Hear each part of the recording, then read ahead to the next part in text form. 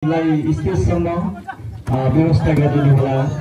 आज पानको पातमा चाहिँ प्रकाश सरको डान्स हुँदैछ। उहाँलाई जिल्ला ब्याङ्कका दुईजना युट्युबरले पनि कसरी सम्पर्कमा ल्याउन सकिन्छ भनेर फोन आएको थियो। हाम्रो विकास सरले त अघि नै 5 मिनटको भिडियो बनाइसक्नु भएको छ, इन्टरभ्यू हेर्न सक्नुहुन्छ विकास तामाङ युट्युब च्यानलमा। हेर्नु मात्रै होइन, यसो सब्सक्राइब पनि गरिदिनु होला। धेरैजनाहरू यसो यो फेसबुक भन्ने चिज नचलाउनु पर्ने रहेछ। अब कता कता देखे जस्तो लाग्छ, चिने जस्तो लाग्छ, बोलाउनलाई अलिकति मुस्किल छ। यसो हात हल्लाएर भयो भने यसो मुसुक्क हाँसिदिनु होला।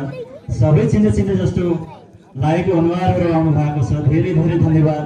यो हाम्रो यो तेर्सो दिन, हामी 15औं वार्षिक उत्सवको तेर्सो दिनमा हामी जुटिरहँदा तेर्सो चरणसम्म पुर्याउने हाम्रो लक्ष्य थियो।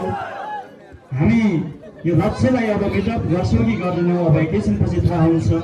तर पनि हामी एउटा टाइम सेट गराएर हामी खेल खेलाइरहेका छौँ र एउटा यो अवसर, यो खुसीको पल के हो भन्दाखेरि खेलाडीहरूलाई पोहोर साल हामी 1 मिनटभित्रमा सर्भिसै हान्न पुर्याउँथ्यौँ हामी। अहिले चाहिँ टिम जोस ठिक्क भएको कारणले गर्दाखेरि जो 10 मिनटको वार्मअप टाइम पाउनु भएको छ, त्यो एउटा राम्रो पक्ष हो। हामीले धेरै कुराहरू सुधार्दै हामी अगाडि बढिरहेका छौँ। तपाईँहरूको हरेक क्षेत्रबाट यो हाम्रो कार्यक्रमलाई निरन्तरता दिनको लागि धेरै साथ सहयोग गर्नुभएको छ। सबै सहयोगी मनहरूलाई हार्दिक आभार गर्दै यतिखेर अङ्क भएको छ 13-11।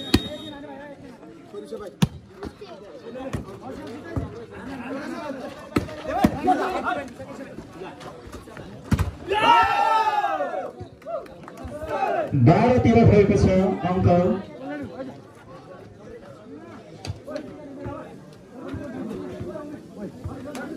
नेपालको गोर्खा बॉयजको पहिले हामी टिममा देख्न सक्छौँ। हामी यो टिमबाट हाम्रो हेमबहादुर पुन अहिले चाहिँ बी टिमबाट उहाँले नयाँ युवाहरूलाई सुटिङ गरिराख्नु भएको छ। उहाँ प्रदेश स्तरीय रेफ्री पनि हुनुहुन्छ। उहाँले हाम्रो यो कार्यक्रमको एउटा खेल चाहिँ उहाँलाई हामीले एउटा जिम्मा दिने हामीले सोचिसकेका छौँ।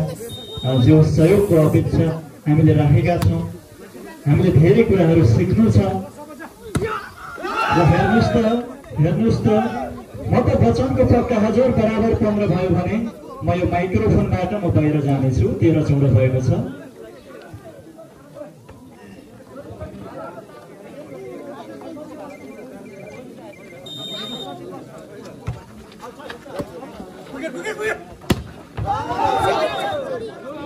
भइसकेको छ। अघि बराबर भनेको त अलिकति मिस्टेक भएको हो। 15 अङ्क गएपछि म पनि जाने अनुमति लिँदै हाम्रो कुशल सर आइसक्नु भएको छ। एउटा मिठो आवाजसँगै उहाँको आवाज सुन्नलाई धेरैजना यहाँ प्रतीक्षा गरिराख्नु भएको छ। यो माइक्रोफोन यो गेमको एङ्करिङ गर्नको लागि हाम्रो आदरणीय कुशल सरलाई यो माइक्रोफोन हस्तान्तरण गर्न चाहन्छु।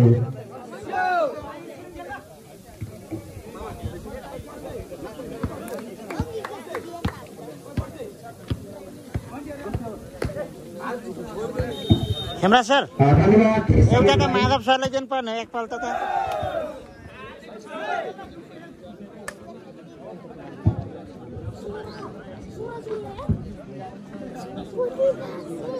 ठुला पायालाई दिउला दिउला भनेको पैसा जो माग्दैन सक्यो के दिउ मायालाई। यति बेला गोर्खा बॉयज त्यसै गरी हरि स्मृति बीच खेल सञ्चालन भइराखेको छ। दुवै टिमका खेलाडी मित्रहरू अत्यन्तै सशक्त हुनुहुन्छ। हरि स्मृति यति बेला अङ्क 18 पुगेको छ भने गोर्खा बॉयज टिम बी अङ्क 14 पुगेको छ।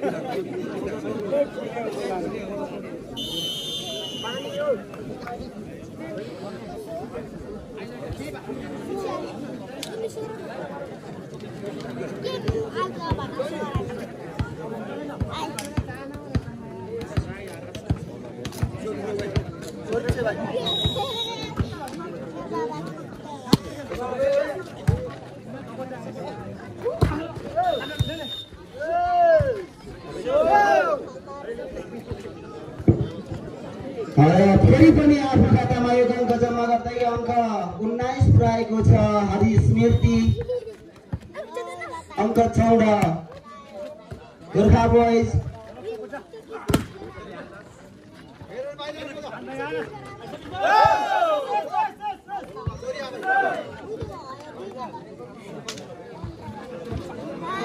आफ्नो खातामा एक अङ्क जम्मा गर्दै अङ्क 15 पुर्याएको छ गोर्खा बोइज टिम बी।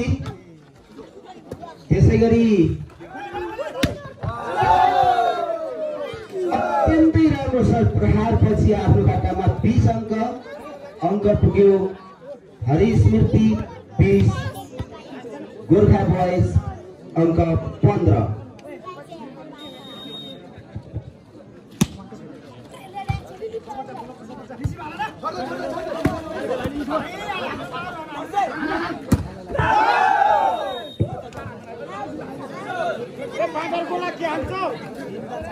यति बेला अङ्क 16-20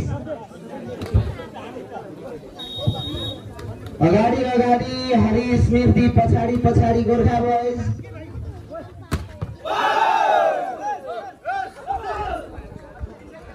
यति बेला 17-20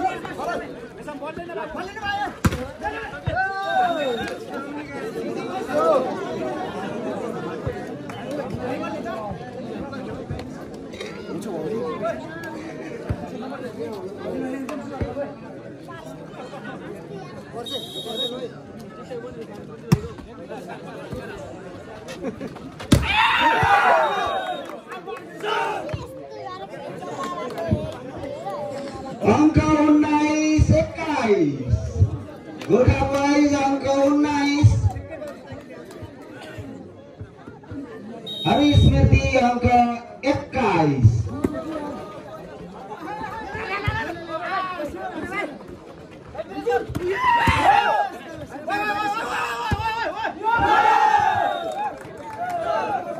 बल आउट, अङ्क 20-21।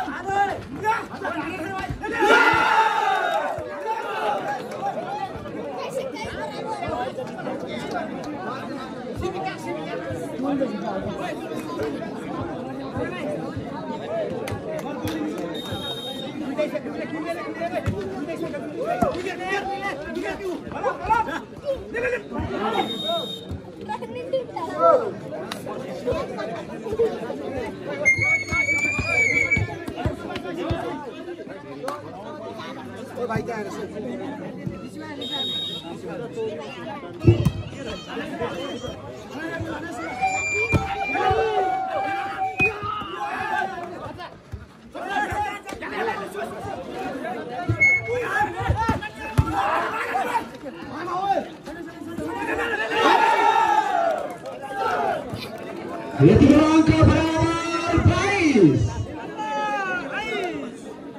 गोर्खा बोइज अङ्क 22 त्यसैगरी हरि स्मृति अङ्क 22 बराबर 22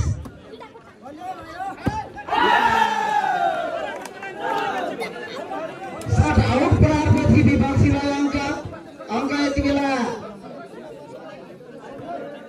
गोर्खा बोइज अङ्क 23 अत्यन्तै प्रतिस्पर्धात्मक छ यो खेल